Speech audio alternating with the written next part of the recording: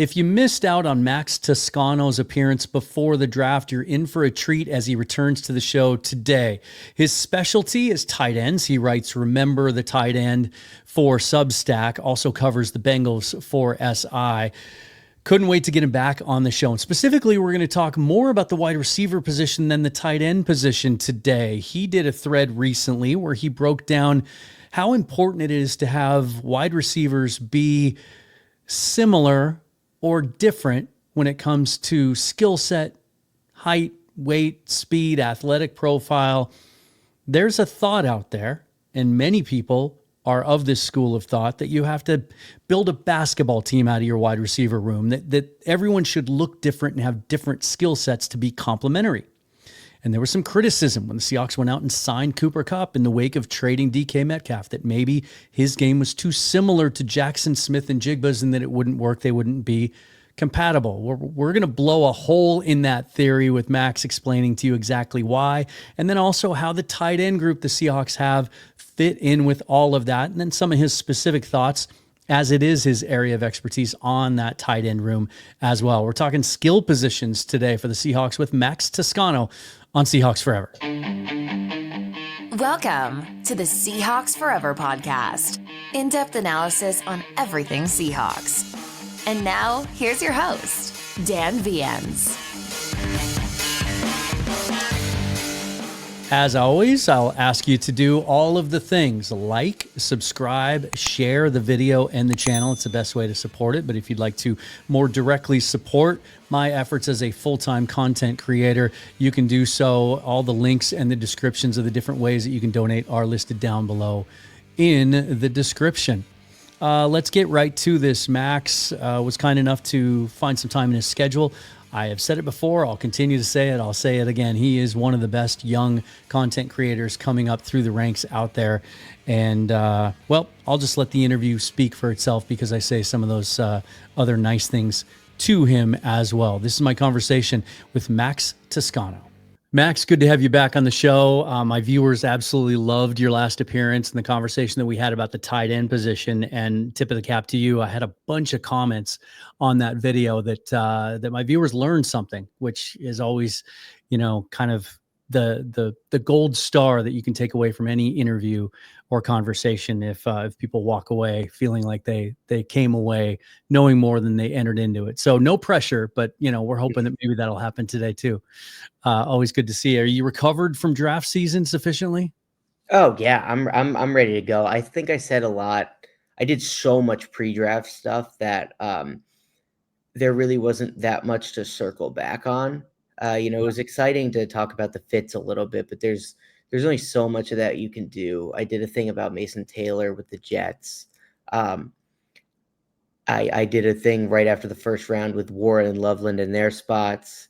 And then it was just kind of it, it's there's only so much post-draft you can do. I think the post-draft cycle is like, at least in our space, is so overdrawn a little bit by like a couple weeks. I think it's time to start talking about, not just obviously the classes, but like the classes truly in context with the rest of the team, the classes and the members of these classes as parts of the roster, instead of just talking about them as a draft class. So I've recovered. I'm ready to move on. Yeah, it's always fun. I mean, there's so much, we spend so much time trying to project and predict that it takes a little while for it all to sink in and for it to become reality. Like, oh, okay, Elijah Arroyo is actually a Seahawk. Like, I never really saw that coming, no matter how many mock drafts I did. And we're going to talk about the tight end position. Can't wait to get your thoughts on sort of your specialty as it relates to the Seahawks in this group. And actually we'll tie it in to what I want to talk to you about the most. And that is, a couple of weeks ago, you did a thread on, I think that the idea behind it was basically like common misconceptions, right? Or narratives that people often get wrong. And one of them that caught my eye, it was the first one in your thread, and it was in regards to the wide receiver position. And the Seahawks certainly have undergone a big change here in the Pacific Northwest. They shipped out DK Metcalf, trading him to the Pittsburgh Steelers, and then they turned around in free agency and signed Cooper Kupp, bring him back to his native state of Washington. There was a lot of discussion at the time, some of it even critically, that, well, wait a minute, that Kupp and JSN, Jaxon Smith-Njigba, at this point in Kupp's career are too similar. They're both slot only guys or primarily slot guys. And you can, get off into sidebars about, well, JSN can play on the outside too, and Kupp did earlier in his career, et cetera.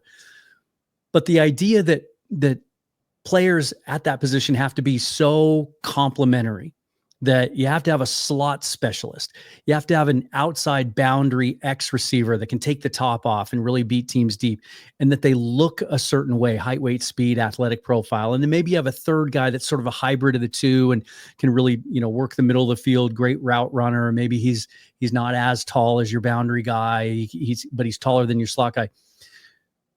But you took a different tact. Tell me why that narrative that they have to be different is false.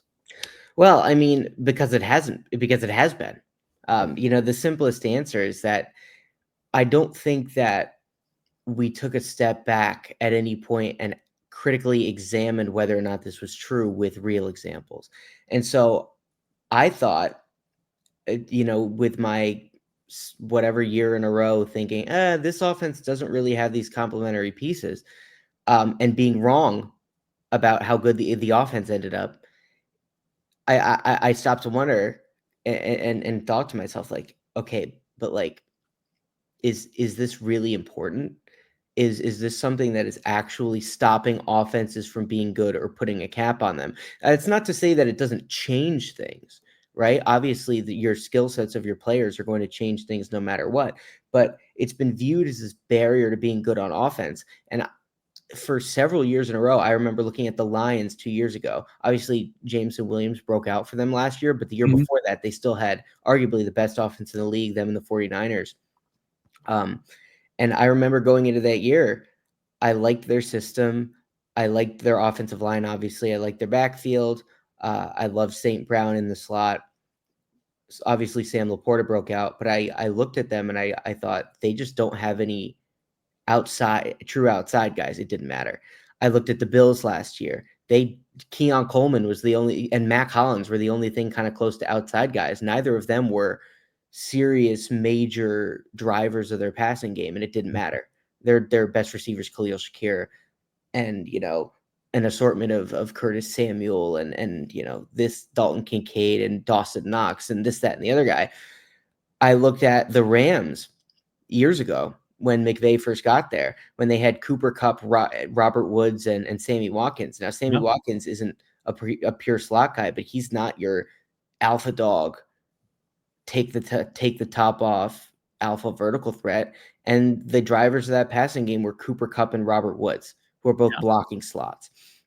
And so I looked at it and I realized that there are ways, especially if you run your offense a certain way, that this just isn't true. And I can go on. There are more examples. You don't need it if you run your offense a certain way. You just need guys that are good. How much of it has to do with the compressed formations, the tighter splits? Has that kind of changed the way offenses operate from that position?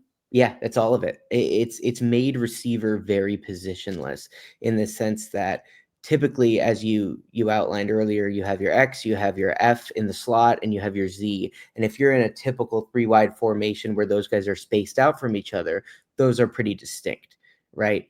But when you're compressed, whether you're in a wide bunch where those guys are tight and away from the formation, or in a tight bunch where those guys are tight to each other and in the formation, there's just not that much difference between the two. And I think the main obstacle for guys between the slot and outside that stops guys from being able to move from the slot to play that traditionally viewed outside role is that it's harder for them to get through contact and play off the line and beat press. But when you're in these tight bunches, especially, guys just aren't up on the line trying to beat you up as much, because then it's easy to pick and rub them. And at that point, you can deal with man coverage that way. So if they're going to try to go press, like if you have Smith-Njigba and Kupp tight to the formation, if they're going to go try to press that, you can just pick and run a drag and hit that off play action. That's what the Rams used to do all the time. And so it's made receivers positionless. And it necessitates some other things, right? You have to have a diversity of compressed formations. You have to have complementary stuff out of it, and those guys have to block because they have to be involved in the run game now. Yeah. But it's really all of it. It all comes back to the ability to condense and to live in that world consistently. And then in looking at that duo specifically in Kupp and Smith-Njigba and how they might work together, of course, a lot of the focus has been on, well, which Cooper Kupp are we getting, right? Is it a guy that doesn't have a lot of tread left on his tires because he's been kind of worn down by some injuries? Or is it a guy that's going to be rejuvenated, kind of, trying to prove himself, a little bit of a revenge tour, coming back to his home state? I mean, he certainly looks, from all the workout videos we see, and I know you have to take some of those with a grain of salt, and all the OTA work, that the guy he's not being held back at all. He looks really healthy, he looks really fit, and he's getting a lot of credit already for how much of a leadership role he's taking. But specifically, if you were to take what you saw on the field from 2024 Cooper Kupp, how well do you think that duo can work? I think it can work pretty well, because I think Smith-Njigba can be the number one of those two. And again, it kind of comes back into the discussion of what a number one receiver is, right? And to me, it's not a specific type. It's the guy who gets the targets. It's sort of the simpler view of it. So I think with Smith-Njigba taking a lot of the pressure to command volume and drive the attack, I think that makes him a nice complementary piece. We'll just see what he has physically, because he wasn't, even when he was, on the field, he just wasn't the same player, but he was still decent. And so if you get what the Rams had last year and he doesn't take another step back as he continues to age, then that's probably a pretty solid number two, with Smith-Njigba taking on a lot more of the quote unquote harder stuff. Like Kupp can stay sheltered with his, his underneath repertoire, the stuff that he does really well. Maybe you don't need him to blow through the middle on a deep through route like the Rams used to do, or really go for like 13 catches for 95 yards, right? And just work underneath over and over and over. But he can still hit those routes and still access that repertoire without having to be dependent on for that level of volume and workload. And I don't mean to, and I don't think either of us are trying to assert here that it renders the true kind of traditional outside speed receiver obsolete. Oh, not at all. And in fact, there's a reason the Seahawks brought Marquez Valdez-Scantling in for that reason. There's some familiarity there with the little bit that he played for Kubiak in New Orleans last year, but he does present a different target type and just a different athletic profile. How important is that still, despite everything you just said, in this scheme? Well, it is. It's just not, it just doesn't necessarily need to be your number one, because like, if you look at traditionally, that guy is your best guy. But if you look at the Lions, for instance, are a good example of this. They had Khalif Raymond, and Khalif Raymond is not somebody that's necessarily hard to find, but he does just enough as far as the speed stuff to, if they're going to really pack the paint and they're going to bracket the intermediate stuff and have their safeties drive and all that, like, he can pop you once or twice, and that's enough. And so he doesn't need to be this high volume guy. He needs to go for 22 catches for like 600 yards in a season and give you just enough of that deterrent. And Khalif Raymond was enough for Detroit just to keep defenses honest enough. Now, the run game did a lot of that as well, right? If you run the ball at a high level, you don't have that second safety to do all that bracketing, all that driving on the seams. And so you need that one safety that is deep in the post, which creates a lot of room behind the linebackers. And that's why running the ball is really important to this stuff. But if you have that guy who is like your Marcus Valdez-Scantling, your Khalif Raymond, your McCole Hardman, or at least when he was sort of a little bit healthier and more effective, that guy gives you just enough to keep teams honest and give you that one vertical answer when you do need it. Now, looking big picture moving forward, Seahawks actually dipped into the wide receiver ranks in this draft, double dipped, in fact. Torrey Horton out of Colorado State in the 5th round, Ricky White the 3rd out of UNLV in the 7th round. Both players based on the consensus, seem to have been drafted much lower than they were ranked. A lot of people had 3rd-round grades on Horton. Maybe it was the knee injury or the hamstring injury that was giving people pause. But where did you have those two players in particular kind of evaluated in your pre-draft process? And then how do you see each of them fitting into this scheme in the long term? Yeah, I mean, Horton specifically, I was very high on. I thought he was a top 50 player. I thought, because I'm not really that as concerned about a single injury. I really start to take injuries into account when it's recurring, when it's indicative of a broader pattern, whether that's a recurring similar injury or just an overall, spate of bad fortune that just seems to keep happening. Yeah. But if it's a quote unquote routine injury, which an ACL is, I believe he tore his ACL, right? I don't think it was an ACL with him. It was a pretty severe hamstring injury, but there was some knee complications kind of related to it. Yeah. Yeah. Yeah. He had a knee injury. But like, undergoing surgery for a season-ending knee injury, like it's sort of like Tommy John in baseball now, where you're not really that concerned about what they're going to come back like. Yeah, Sure, it's 8 months now. Yeah, and that they're going to come back throwing hard with their stuff. Yeah, and obviously not every single time because everyone's different, but a lot of the time, I mean, it's gotten pretty consistent, and so I sort of treat it the same way, unless it's a broader undergirding pattern that's predictively bad that leads me to be concerned that this is going to happen again. Don't really care. I just don't really care. It doesn't factor in. So I was just evaluating the tape pretty much. And Horton's a guy who tested at an elite level. He's not heavy, but he's long and he's heavy enough. He's fast. He's got a really good. It's funny. I just spent the last 10 minutes dunking on outside receivers, but he does have a really nice outside repertoire. Look, they're still useful. You can live without it. But he has a really nice outside repertoire. I think he can run vertically well. I think he gets off the line well. Obviously, his length helps with that. He's got good sink in the hips. He's explosive in and out of breaks. So I think on that outside receiver stuff, like your deep comebacks and blaze outs, your deep digs, all of that kind of stuff, I think he really does well. And I think he's versatile enough to, when he fully develops, to move around a little bit and command a serious target share. I just think he's a really good player. I don't think he'll necessarily ever be like an elite player, but I think he can be a really high-end number 2 who does a lot of different stuff and doesn't have major limitations. So I really love the guy. I think I wouldn't be shocked if he's a good rookie. And if I were more invested in fantasy, or dynasty, I would be really eyeing Torrey Horton because I like him. Ricky White, on the other hand, I haven't evaluated that much as a receiver, just because I was so focused on tight ends, I could only take a sampling of many of the other positions. Sure. But he's one of the most productive receivers in college football over the last few years. Box score production isn't everything, but when it exists, you take a look at it. Yep. And it means something.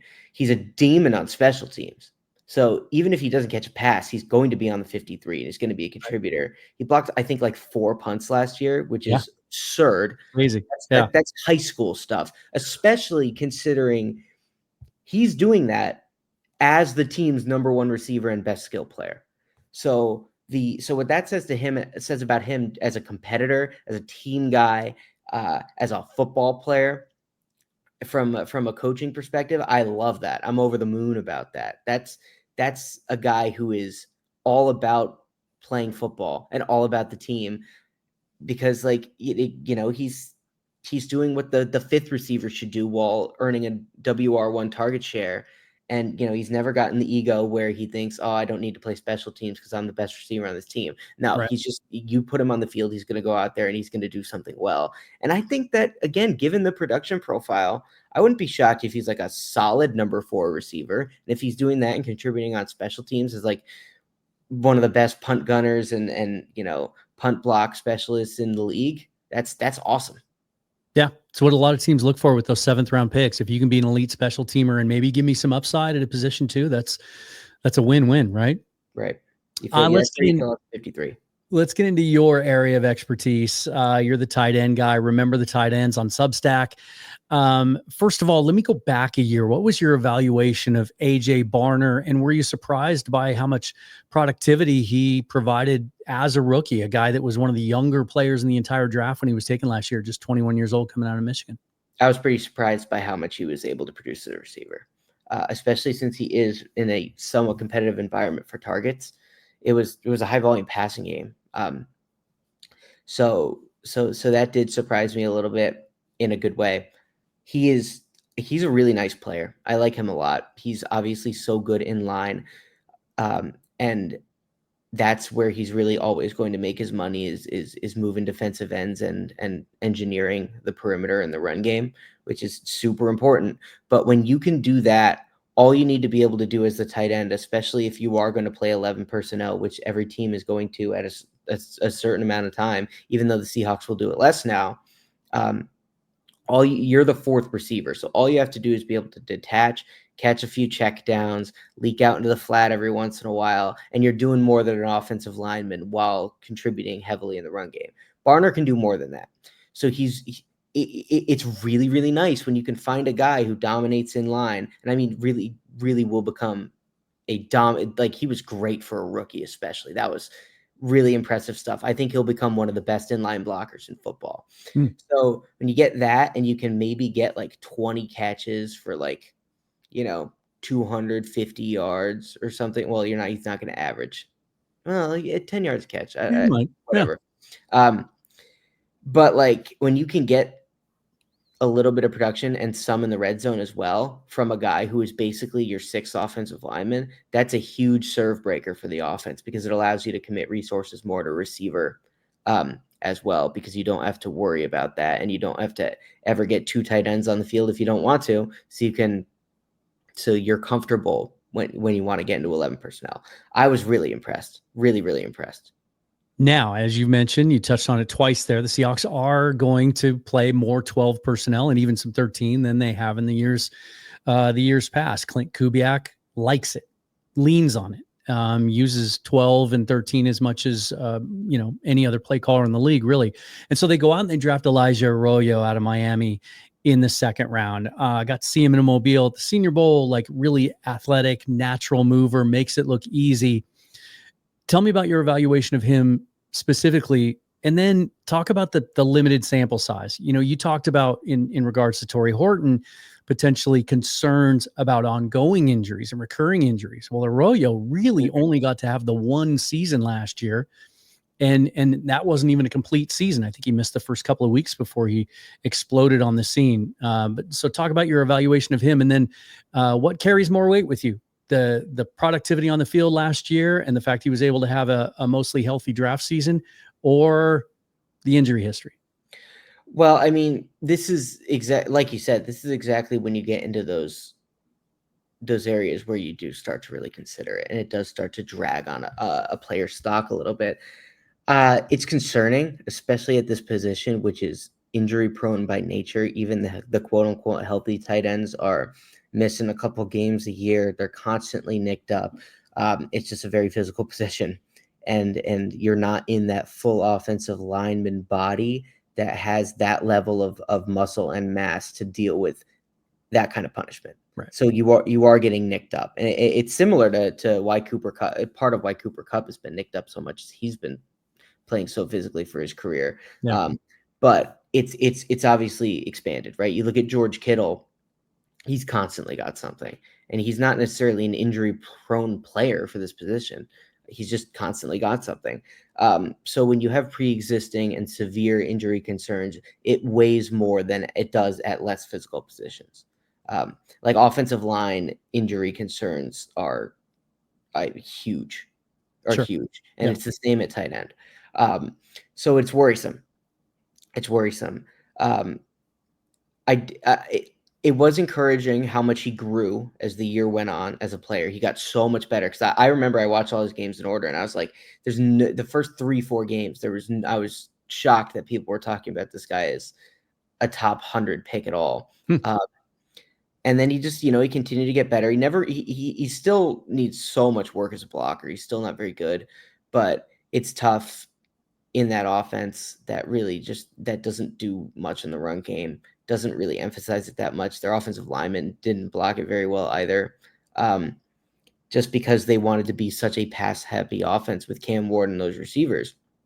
But he did come off the field a lot when they wanted to run the ball. So I was concerned by that, and he didn't really grow as much as a blocker as I had hoped over the course of the year. But as a receiver, his feel for space really improved. He started doing that tight end stuff more because obviously he's always been a really good field stretcher. But you need to see your tight end is not going to be a huge vertical element. He'll catch some stuff, but like he's not going to be your Marquez Valdez-Scantling, right? So if that's the only thing he's bringing to the table, it's going to be hard for him to get a lot of targets. But I thought he improved at all that other stuff as the year went on. Feel for space got better. You can really see him develop as an overall route runner, and that's when you could really see that the athletic traits are special. But a lot of these guys have special traits. Noah Fant had special traits. Hayden Hurst had special traits. Yeah. These are solid players, but they're limited. And so I think that in a 12 personnel environment, that is going to be okay with handcuffing him to a real tight end like AJ, or a more real tight end like AJ Barner. Some of those concerns and opportunity costs are ameliorated a little bit. So you get into that field stretching. And I think he fits in really well with the offense, with how much they're going to hit stuff into the flat on boots, how much they're going to pop the second tight end up and over, whether it's a deep over, whether it's in the seam, whatever. It's a route tree that fits him well. It's a personnel usage world that fits him well. And I think it'll be a good place for him to develop. So it's exciting, just given the raw tools and development as a receiver. I just wouldn't expect him to necessarily ever be a dominant full-time starter. Now, you said he's not an MVS, but in the night after he was drafted, when John Schneider sat down with Mike McDonald to do their wrap-up post-draft press conference, he said, hey, some of our scouts like him so much and think he's so athletic, he could be an X-receiver. Is that hyperbole, or can you see them using him in that manner, maybe splitting him out wide and kind of being creative with him? Yeah, I think they will split him out into that spot sparingly. He cannot be a full-time X receiver. This is why the NFL can't draft this position in the first round. Now, obviously, he didn't go in the first round, but I think had he been healthy and tested, he might have, because he would have run insanely well. So I did another thread looking back at the 5 most recent first-round tight ends, and the big common thread is that these guys are just drafted mostly under 40 times, and stuff that people think of. People think like, oh, this guy can do wide receiver stuff. And they end up forgetting to consider whether they can do tight end stuff. And then they find out, actually, they aren't real wide receivers. They can just do some wide receiver stuff. And now they don't really have a spot. So I think that that's a flawed methodology for looking at this position, which is, a little concerning as far as their evaluation goes. But they did have Ferguson and Taylor already off the board, and they needed a guy. And again, I like the fit, but no, he's not going. He's the one tight end I can really think of that could probably full time at X is Jimmy Graham, and that's it. I mean, even guys like Travis Kelce are mostly slots. Yeah. How about the compatibility then? And I think I know where your answer is going to land on this, but Arroyo and Barner now, Barner's still on his rookie deal. And so those two moving forward are going to be the sort of the foundation of that tight end room. Noah Fant in the last year of an expiring contract. Barner being more of the inline tight end, Arroyo being more of the guy you can move around and use in the pass game. You like their compatibility long-term? Yeah, long enough term. If Arroyo catches a lot of balls and still can't get out of that 12 personnel world, that's not somebody I'm going to give a long-term contract to. I would rather give the contract to Barner because it'll cost less and I can use him in more situations. Yeah. So because I can easily just get a receiver to do what Arroyo will do. even though he adds a little bit more just formationally in the run game, just because he is that true big body. But like, if he wants, and this is where the problem with Noah Fant is, right? Like Noah Fant's a solid player. Noah Fant making double-digit cap hit is not a value. Yeah, 13-7. Right, which is why I expect him to be moved. Well, either cut, or I don't think he's going to get traded, because I don't think anybody's going to take that on. So long-ish term, yeah, but that's a fairly long period of time. It just depends how okay you are with a relatively limited snap share, because he's going to come off the field when you're in 11 and it's not 3rd and 8 a lot. Yeah. So in this offense, that makes sense. But, who knows how the play callers will change in the next 2 years? Who knows how the system will change? Maybe they have a great year and Kubiak gets a job or something. But it makes sense in theory, right? The Y and the F roles that they would both play. So I do like their compatibility. It just depends how much 2 tight end you really want to live in. To follow up on the Noah Fant thing, this is a guy that had all the athletic ability in the world coming out of Iowa, and that's why he was a first-round pick. Had a couple of really productive seasons his first 2 years in the league in Denver, but since then he just seems to be that guy that we're always wanting more out of. He'll show flashes, he'll make a play here and there, and you go, "That's the athletic profile. That's what we were expecting. That's why we re-signed him again. That's why they gave him some money." How much longer can you wait for him to put it all together? Do you think there's still some more in the tank there? We haven't seen the best of Noah Fant, or at this point in his career, getting closer to 30 every day, is he just he is who he is? Well, this is the part of the position that people are missing, and there's, because we get into this situation with guys all of the time. It's happening in Buffalo with Dalton Kincaid. It's happening in Atlanta with Kyle Pitts, where you wonder, oh, these guys are such talented receivers. Why can't it be more consistent? Why can't they be a more consistent part of the offense? Well, that's where, when I talk about the receiver stuff, that's where that actually comes in. Because if you can't block in line at at least functional level, you can't occupy that role in the offense. And so as a result, you are limited to 12 personnel, at least, again, outside of like 3rd and 8, where you get into 11 with a pass catching tight end. A lot. So you end up, so it's not real. The receiving, if you're a tight end and you're a good receiver, unless you truly clear that wide receiver threshold like Travis Kelce and Brock Bowers do, like, unless you're one of those really rare guys who, if he's one of your 3 wide receivers, you are fine with it.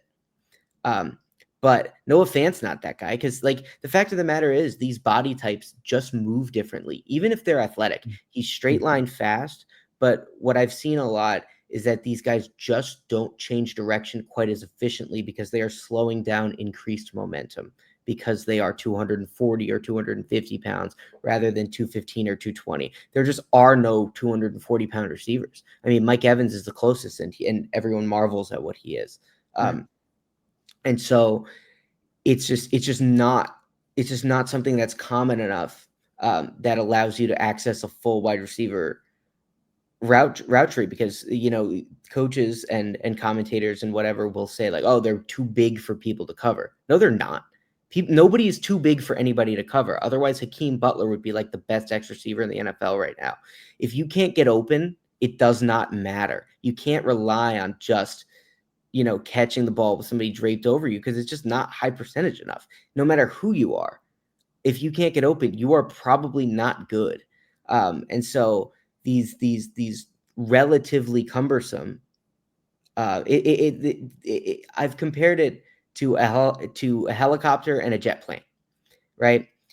If a jet plane is very fast, so Noah Fant can run a 4.49, I believe he ran, or a low 4.5s, all he wants.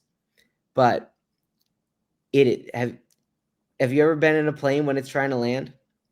Oh yeah. It takes forever, because you're going straight and you gotta turn, because it's so inefficient. But in a helicopter, you can go like all these different places. That's what more like what a wide receiver is. And so that efficiency in and out of breaks, stopping and starting is what gets receivers open. And tight end bodies, whether they are fast, like Kyle Pitts, who I'm pretty sure he ran in the 4.4s. Whether they're fast like that or not, that is not a substitute for true receiver athleticism. And so Brock Bowers, I think, may actually have it, or is like extremely close to it. Travis Kelce is so smart as a route runner and so good in his feel for space that he's truly exceptional, but he's also really explosive and efficient out of breaks in a way that guys that size aren't just really ever. So unless you are clearing that rare air with a guy like Noah Fant, with a guy like Hayden Hurst, with a guy like Dalton Kincaid, with a guy like Kyle Pitts, which none of them are. Kyle Pitts was the closest until he had a couple injuries. You're stuck. You're a bad wide receiver or a tight end who can't block in line. And so that's all to say that, like, we're waiting for this other shoe to drop with Noah Fant, but we're not thinking about this the right way because we're only paying attention to the flashes and we're not paying attention to their role on the chessboard, and what they can and can't occupy and whether these things are real. I call it the theory of positional relativity. I think it applies across the field. Like, Fred Warner is an elite coverage defender. Right. He's one of the best coverage defenders in the NFL. If you put him at corner, he would be very bad. It's a great analogy. So what you're saying is Noah Fant is the poster child then for your study that tight ends often get overdrafted based on 40 time. Oh yeah. Him, Hayden Hurst, Kincaid didn't run the 40, but he's a similar thing. Kyle Pitts can't be he's the poster child for the outcome, but I would have drafted him in the top 22. I can't really blame him. Love the Hakeem Butler reference to the UFL legend. Well, maybe I'm totally wrong because that guy's tearing up the UFL right now. He has for 2 straight years. It's hard for me to. It's hard to watch what he's doing in the UFL and not see him on a roster somewhere, And of course, my bias is a little skewed because I went to Washington State University. We played Iowa State in the Alamo Bowl, I think it was. Oh, I remember that. Yeah. Brock Purdy, David Montgomery, like that was a hell of a cyclone team. And Butler just absolutely, the Cougs ended up winning that game, but Butler, I think, had like 13 catches. He was unstoppable. They were all contested. Maybe that should have been a sign, right? Right. But yeah, just unbelievable. Good on him that he's still out there playing. Giving it a shot. I mean, his job is playing football. I think he's doing all right. He's doing great. Yeah, exactly. Let me ask you a bonus question before I leave. Love all your input, and I think Seahawk fans and my viewers are going to really appreciate the context that you gave some of the skill position players that we can look forward to seeing. But you also write about the Cincinnati Bengals for SI, and I wanted to ask you this because it could potentially tie in to the Seahawks. Trey Hendrickson, once again, speaking out. OTAs are starting, so he's there. And he actually gave an interview the other day. I believe he spoke for 22 minutes, one person cataloged. And he's very outspoken about his contract situation there and his basically his hold in. He reported because he was told by the head coach that he'd be fine if he didn't, but he's not participating. He wants a new contract. He says he won't play. He won't set foot on the field under his current contract, presumably for the Bengals or anyone else if he's traded. The Bengals have historically been very difficult to deal with when it comes to trades, very stingy, very stubborn, and they drag these things out. We certainly saw it with the 2 wide receivers. But if it comes to a point where Hendrickson just wants out and the Bengals have gone as far as they can go, and they have to consider trading him and taking phone calls, and I'm sure they've taken a bunch already, the Seahawks are going to be one of those teams that gets mentioned as a potential landing spot. They have the cap space. It's a Mike McDonald defense. They have a nice edge group, but they really don't have that dominant, productive pass rusher off the edge that they can count on. Just give us an update of where you think things stand with Trey Hendrickson and the Bengals right now, and where you think ultimately it's going to end up. I don't think they're going to trade him. If I would be surprised if that's the outcome. They are stubborn. Like you said, they will dig their heels in. And I feel like they would rather almost let him retire than to trade him. they're not. This is it. They are not going to be that pragmatic about it. Now, obviously, the pragmatic solution probably would have been to work on a deal a year ago when there were first rumblings of him, because he had just signed an extension, so a little bit early to ask for a new deal. But he was producing at a level that was not befitting the compensation that he was receiving. Yeah. He did not sign that first contract as the player that he had rapidly become, and so he wanted a new deal. I think the pragmatic thing would be at that point to have, and there's some hindsight in this, but if you anticipated him doing it again, you can't have him playing on that. I'm pretty sure it's a $16 million figure. It's just not. This is not going to work. Right. So you approach him and say, like, look, Trey, how's 23 million last offseason? Because if he does it again, all of a sudden you have a new you have a bargain still, and you've displayed good faith and proactivity and a willingness to communicate with the player in giving them a new deal. You're like, we just gave you a new deal. Maybe it doesn't accept 23, maybe you go up to like 25, 26, but you're staying under the probably 30 to 33 that he's going to ask for right now. And so that would, if they were a pragmatic organization, that would have been what they would have done, in my opinion. That's what I would have done if I were running the Bengals front office. But I don't think they're going to trade him. This is going to go to camp, in my opinion, unless they break type and make make him a new offer. But they're going to dig in. I think this is going to go to camp. I think he's going to miss probably a lot of camp. We just saw this with Ja'Marr Chase last year. And it's going to be probably an ugly situation. I don't think he's going to get traded, though. It certainly seems like the leverage would seem to be on his side of things, and it would behoove the Bengals to move quickly on this as you look ahead to next year's potential free agent class, which are all guys that are eligible for extensions and might be extended between now and camp. You would think the Bengals would want to beat the Steelers to extending Watt, maybe beat the Cowboys to extending Parsons. I mean, that edge class next year, free agency wise, looks pretty strong. They need to get on this, right? Well, you say that to me, and I certainly agree. But this is the organization that I guess decided that Ja'Marr Chase would fall off the map between his age 24 and 25 seasons, I believe he is, which is ridiculous. And it cost them over $10 million because Ja'Marr Chase, I forgot what I knew this at the time, but I forgot what he was asking for last year. It was insanely reason. He was asking for to beat Jefferson. So they had to do last year was beat Jefferson by maybe $1 million, maybe, and that would be whatever. And then you're looking at a bargain, and guess what? They ended up paying him more because they got to a point where the quarterback was like, I'm not going to let you hemorrhage my roster, right? And he said so publicly. Yeah, which.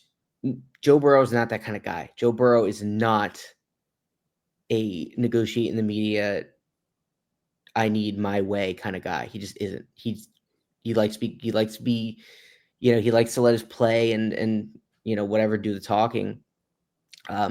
He does not like to do that. So to get to a point where that was happening is not good. And it cost him so much with Ja'Marr Chase. It cost him so much because they could have him on a below market deal now. And so, yes, they should get on it and they have to get on it, but they won't. Well, you just shot down the dreams of many Seahawk fans. And Trey Hendrickson. Hoping for Trey Hendrickson. Although if they don't trade him and he doesn't come to an agreement on a new deal, maybe they just wait around for next year's free agency and scoop him up then when they'll have their own young edge player, Boye Mafe, hitting the market potentially as well. Yeah.